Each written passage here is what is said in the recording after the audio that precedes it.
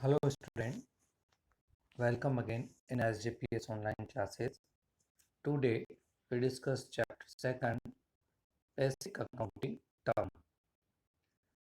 In this chapter we have to understand the basic accounting term which are useful in our accounting process. इस chapter में जो basic accounting terms हैं वो हम समझेंगे और आगे जो अपना अकाउंटिंग प्रोसेस जो अपने स्टार्ट करेंगे न्यूमेरिकल पार्ट उसमें भी हर जगह काम आएगी। तो सबसे पहले हम समझने जा रहे हैं इसमें business transactions.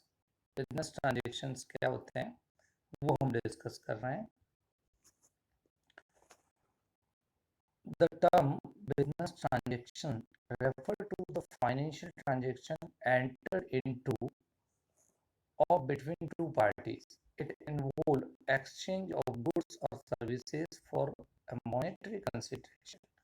For example, purchase of goods, sales of goods, receipt from debtor, payment to creditor, purchase or sale of fixed assets, payment of expenses like salary, rent, wages, postage, receipts of income like interest, commission received, etc. Transaction means there is exchange between two parties, and it involve monetary consideration, यानी कि दो person के बीच में जो लेन then हो रहा है आपस में, जो एक्सचेंज हो रहा है उसी को हम ट्रांजेक्शन बोलते हैं। लेकिन बिजनेस ट्रांजेक्शन जो है उसमें यहाँ मॉनिटरी टर्म यानी कि उस ट्रांजेक्शन में जो कुछ एक्सचेंज हो रहा है उसकी अपनी एक वैल्यू होगी और जिसको अपन रुपए पैसे में काउंट कर सकते हैं। तो अकाउंटिंग प्रोसेस में हमने देखा सबसे पहला स्टेप है रिकॉर्डिंग। लेकिन रिकॉर्डिंग से पहले आपको ट्रांजेक्शन को आइडेंटिफाई करना होता है। वो ट्रांजेक्शन आइडेंटिफाई करने के बाद ही हम उस चीज को आगे बुक में रिकॉर्ड करते हैं। तो ट्रांजेक्शन को पहचानना बहुत ही इम्पोर्टेंट है, क्योंकि सबसे पहले स्टेप यही आती है, identify the financial transaction and then record it into journal. So before recording we have to identify the business transaction and apply the rule of debit or credit, and after that we have to record it. So business transaction is very important. Now the business transaction can be divided into two parts. It may be cash transaction or credit transaction. Cash transaction means if we pay the value of transaction at the time of transaction, it is called cash transaction. Otherwise, if we promise to pay after some days or after a specific period, it is called credit transaction.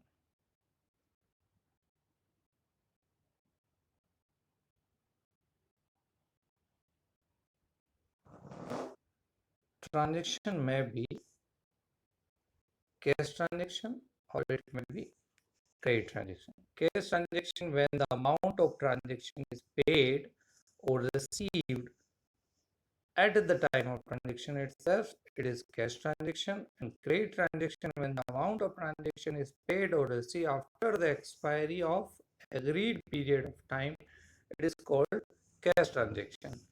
खरीदते समय, बेचते समय या transaction होते समय उसका payment उसी time हो जाए तो वो कैश ट्रांजेक्शन, और उसका पेमेंट पर्टिकुलर टाइम पीरियड के बाद हो तो क्रेडिट ट्रांजेक्शन उसको बोलते हैं। तो ये हुआ बिजनेस ट्रांजेक्शन, हमने समझा। अब हम बात करते हैं आगे अगली बात, सेकंड जो हम समझने जा रहे हैं, अगली जो अकाउंटिंग टर्म है वो है अकाउंट।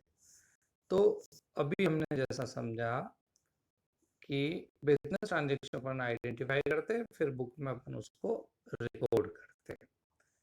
तो रिकॉर्ड जो कर रहे हैं आप, उसके इसके बाद रिकॉर्डिंग में तो सारे ट्रांजेक्शन एक साथ रिकॉर्ड होंगे और उसमें सारी चीजें एक साथ आ जाएगी। लेकिन जब उसका क्लासिफिकेशन करना होता है तो ये क्लासिफिकेशन का वर्क होता है लेजर में, और लेजर में अपन क्या करते हैं, अकाउंट बनाते हैं। एक एक सेपरेट अकाउंट बनाया जाता है। हर एक जो अपने बिजनेस से रिलेटेड जो ट्रांजेक्शन हुए उनका अलग से जो है एक एक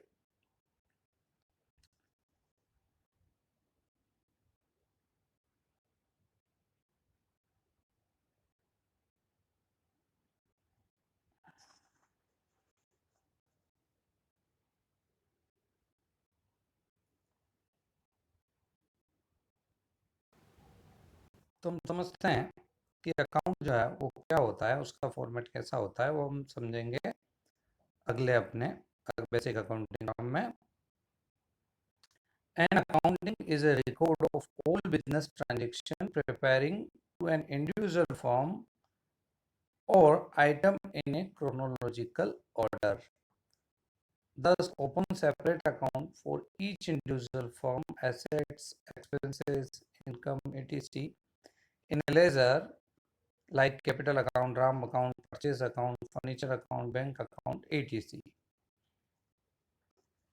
अकाउंट क्या होता है, जो भी आपने रिकॉर्ड किया बिजनेस ट्रांजेक्शन, हर एक इंडिविजुअल के लिए सिर्फ आप उसको सेपरेट अलग से बना रहे हो, तो ये सेपरेट अकाउंट ओपन करना होता है हमें लेजर में। लेजर में जो भी आप अकाउंट बना रहे हो, चाहे वो किसी भी इंडिविजुअल का हो, एसेट्स का हो, लाइबिलिटी का हो, एक्सपेंसेस का हो, किसी का भी हो सकता है, लेकिन सेपरेट इंडिविजुअल अलग अलग अकाउंट बनाया जाएगा। और इसको अपन दूसरी तरीके से समझें, an account may be defined as a ledger record is a summarized form for a specific period. The amount is divided into two parts, debit and credit. The left side of account is called debit and right side of account is called credit. All the money transaction recorded is debit or credit side as per the accounting rule. दूसरी तरीके से अपन account को ऐसा समझ सकते हैं कि ये पर्टिकुलर जो भी अपना रिकॉर्ड है उसका एक समराइज फॉर्म है, जिसमें हम डेबिट और क्रेडिट में दो साइड में किसी भी अकाउंट के इफेक्ट को शो करते हैं। और इसमें डेबिट और क्रेडिट साइड में जो भी पोस्टिंग हो रही है वो डिपेंड करती है रूल पे, अकाउंटिंग रूल पे।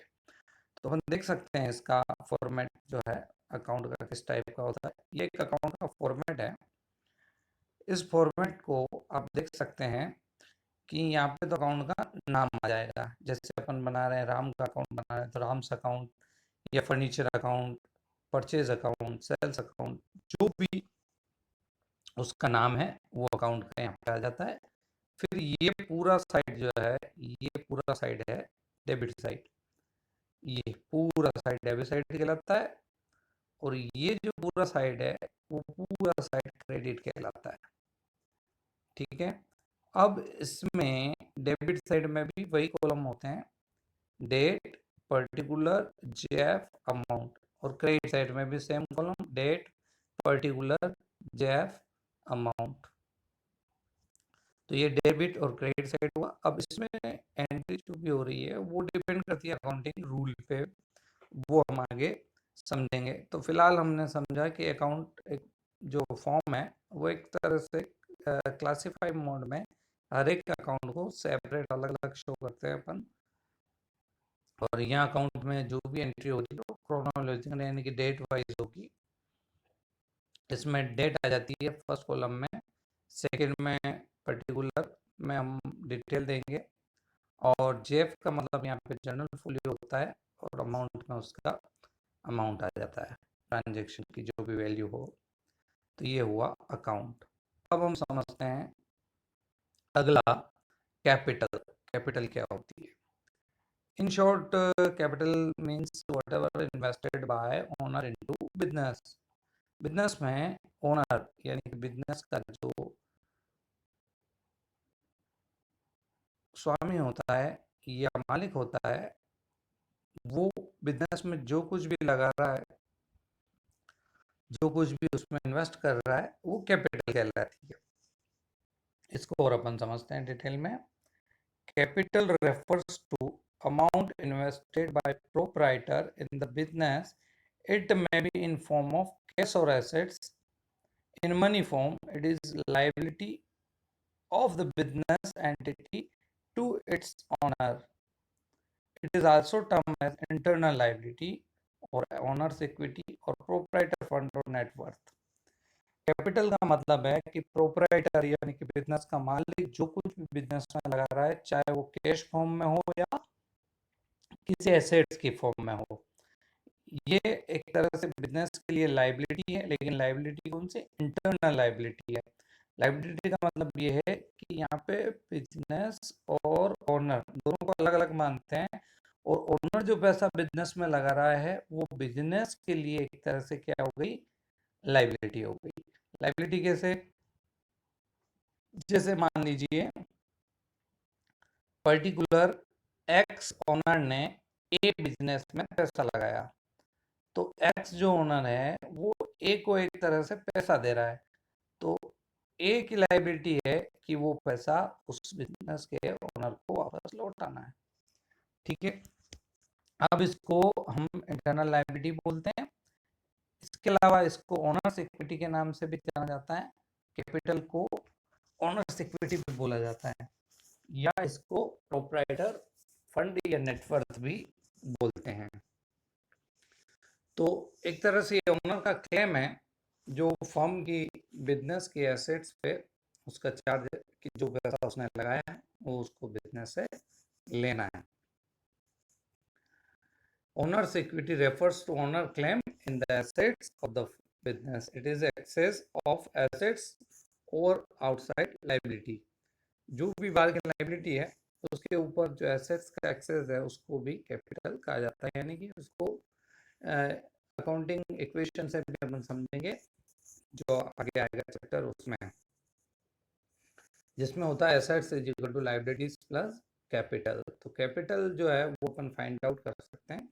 कैपिटल यहाँ पे इस टाइप से फाइंड आउट की जा सकती है, capital is equal to assets minus liabilities.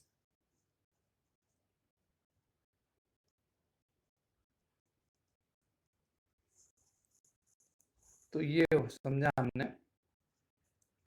Basic accounting term capital को। अब आगे बढ़ते हैं, अगला हम समझने जा रहे हैं ड्राइंग। ड्राइंग क्या होता है वो समझते हैं। Drawing refer to amount of cash withdrawn of the value of goods taken by proprietor or partner for their personal use of the business. Thus, capital of the proprietor is reduced from the business.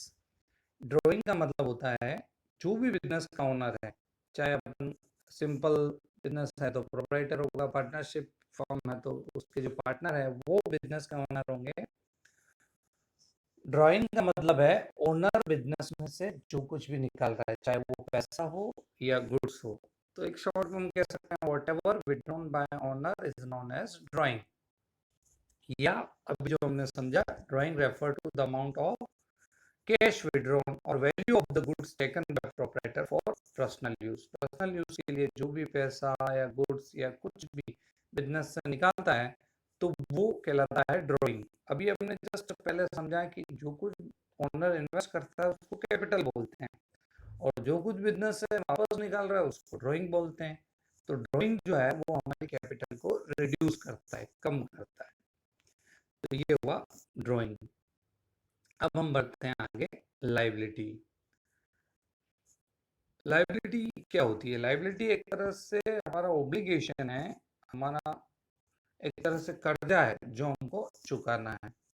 अब कर्जा कब चुकाएंगे? जब हमने उधार लिया है, किसी से उधार लिया है या किसको कुछ देना बाकी है, तो जो कुछ देना बाकी है बिजनेस को, वो बिजनेस के लिए लायबिलिटी है। जैसे अभी हमने समझा कैपिटल को, तो कैपिटल क्या कहलाई? Internal liability. इंटरनल लायबिलिटी मतलब ये ओनर को जो पैसा देना है वो बिजनेस को, बिजनेस में जो पैसा लग रहा है वो सारा ओनर का है, तो बिजनेस की लायबिलिटी होती है कि ओनर को वो पैसा वापस रिटर्न करे। तो ये इंटरनल लायबिलिटी कहलाती है। तो कैपिटल भी एक तरह से लाइबिलिटी है, लेकिन इंटरनल लाइबिलिटी है। तो लाइबिलिटी का मतलब वो कर्जा हो गया जो हमें चुकाना है, वो पैसा जो हमें लौटाना है वापस। तो अब हम इसको समझते हैं। Liability is the amount which is business owes to outsider. Liability वह अमाउंट है जो बिजनेस को आउटसाइडर यानी कि बाहर वालों को चुकाना होता है, except the amount of proprietor. Proprietor ने जो पैसा लगाया उसके अलावा। अब प्रोप्राइटर ने जो पैसा लगाया वो तो कैपिटल कहलाती है और वो इंटरनल लाइबिलिटी होती है। लाइबिलिटी का मतलब ये है कि आउटसाइडर को जो भी पैसा चुकाना है वो लाइबिलिटी कहलाती है। In other word, amount of all claim beside owner और कॉल्ड लाइबिलिटी, यानी कि ओनर के अलावा जो भी बाहर वालों के क्लेम है वो लाइबिलिटी कहलाती है। और लाइबिलिटी को अपन इस टाइप से एक्सप्रेस कर सकते हैं, liability is equal to assets minus capital. जितनी भी एसेट्स है उसमें से अगर अपन कैपिटल को सेपरेट कर दें तो बची हुई जो है वो लाइबिलिटी होती है, जो हमें बाहर वालों को पैसा चुकाना है। और ये वापस दो पार्ट में बढ़ सकती है, करंट लाइबिलिटी और नॉन करंट लाइबिलिटी। इसको भी हम डिस्कस करेंगे। Liability can be divided into two parts, current liabilities and non-current liabilities.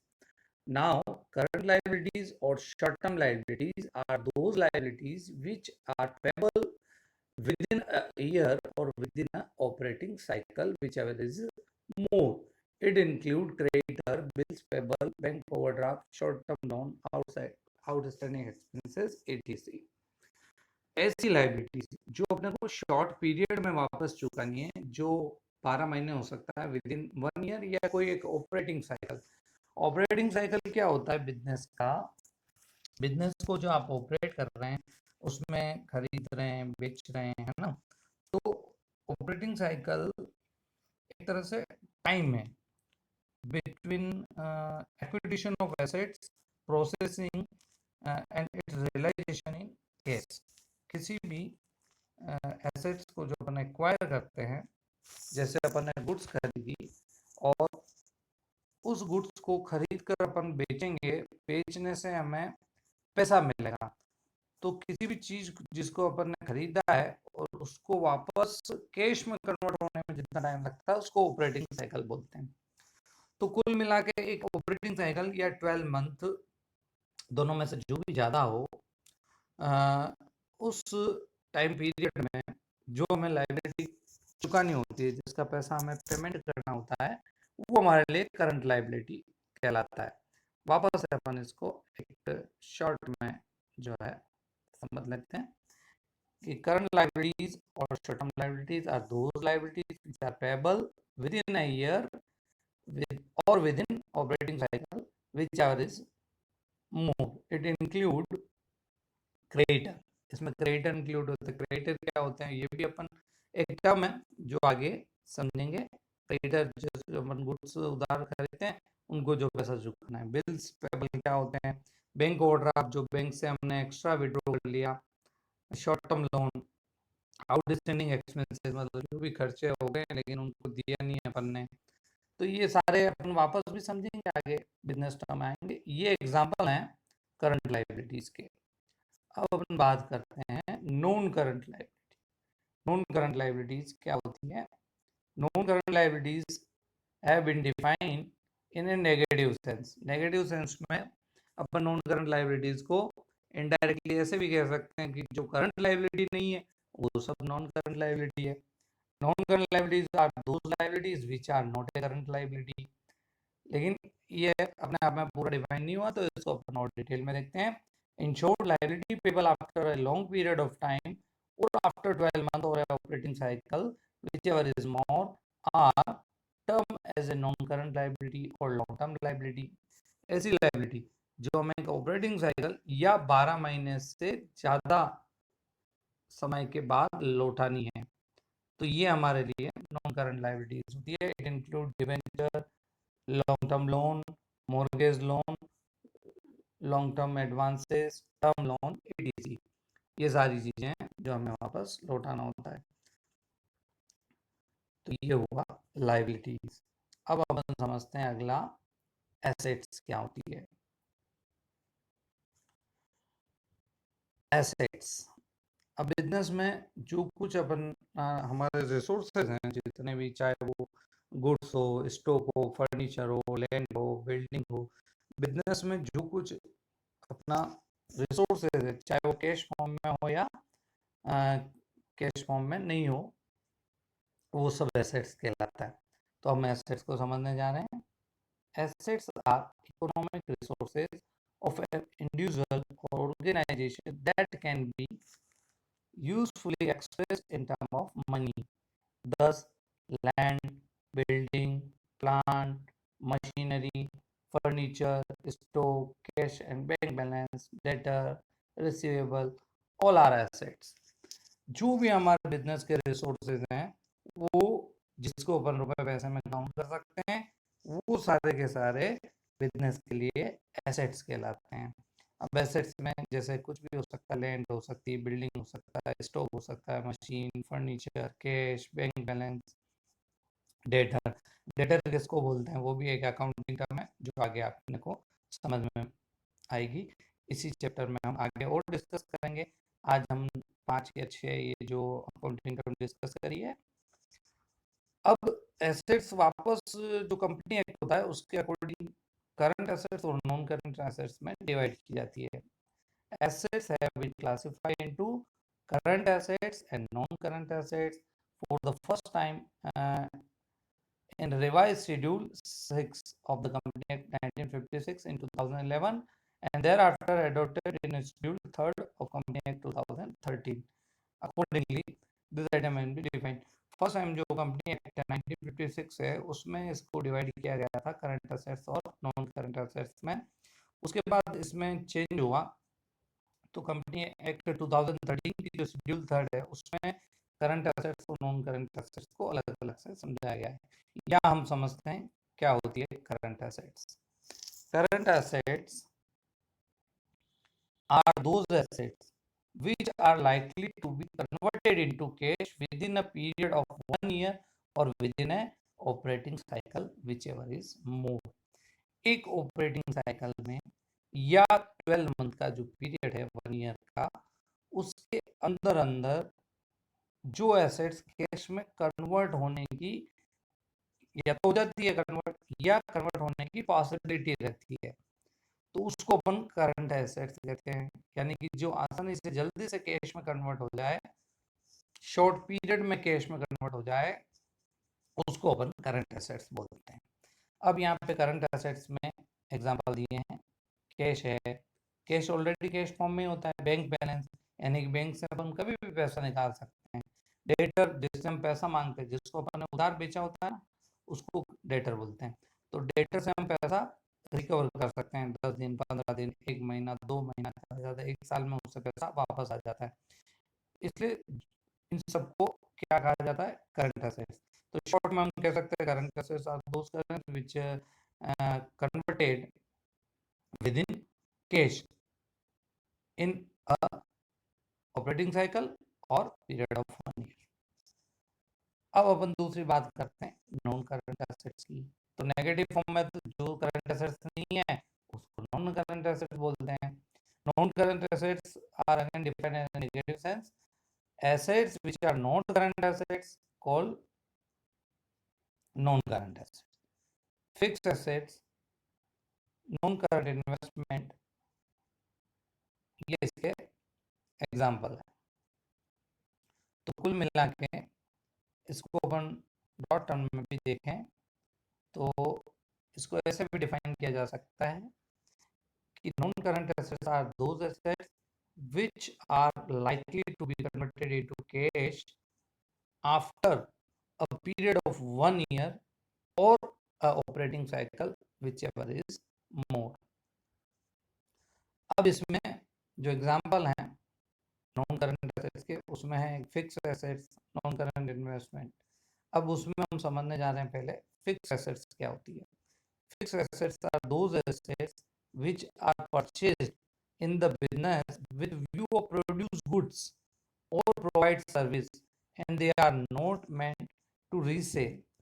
Fix assets वो होती है जो बिजनेस में किसी भी प्रोडक्शन के लिए गुड्स को प्रोड्यूस करने के लिए या सर्विस प्रोवाइड करने के लिए खरीदी जाती है, उसको बेचने के पर्पज से नहीं खरीदते हैं, वो कहलाती है फिक्स एसेट। जैसे अपन ने बिजनेस में स्टॉक खरीदा तो स्टॉक बेचा जाएगा, कपड़े की दुकान है तो कपड़ा जो भी है वो बेचा जाएगा, लेकिन जो फर्नीचर है वो बेचने के लिए नहीं खरीदा अपन ने, फर्नीचर केवल हमारे डिस्प्ले के लिए है, जिसको हमने बेचने के पर्पज से नहीं खरीदा है, वो एसेट्स जो हैं फिक्स एसेट्स कहलाती है। अब इसके एग्जांपल हैं land, building, machinery, furniture, motor vehicle, computer, ETC. अब वापस इन फिक्स एसेट्स को अपन दो पार्ट में बांट सकते हैं, एक तो है टेंजिबल एसेट्स और दूसरा है इंटेंजिबल एसेट्स। तो tangible assets are those assets which have physical existence so they can be seen and touched। tangible assets उसको बोलते हैं जिसका physical existence होता है, जो सामने दिखाई देती है, जिसको हम देख सकते हैं और छू सकते हैं, वो assets tangible assets कहलाती है। जैसे land, building, machine, furniture, computer, motor vehicle, ये सब दिखते हैं तो इसको हम tangible assets बोलते हैं। और दूसरी होती है intangible assets। intangible assets which do not have physical existence are termed as intangible assets, जो हमें फिजिकली दिखाई नहीं देती है, so they cannot touch and seen।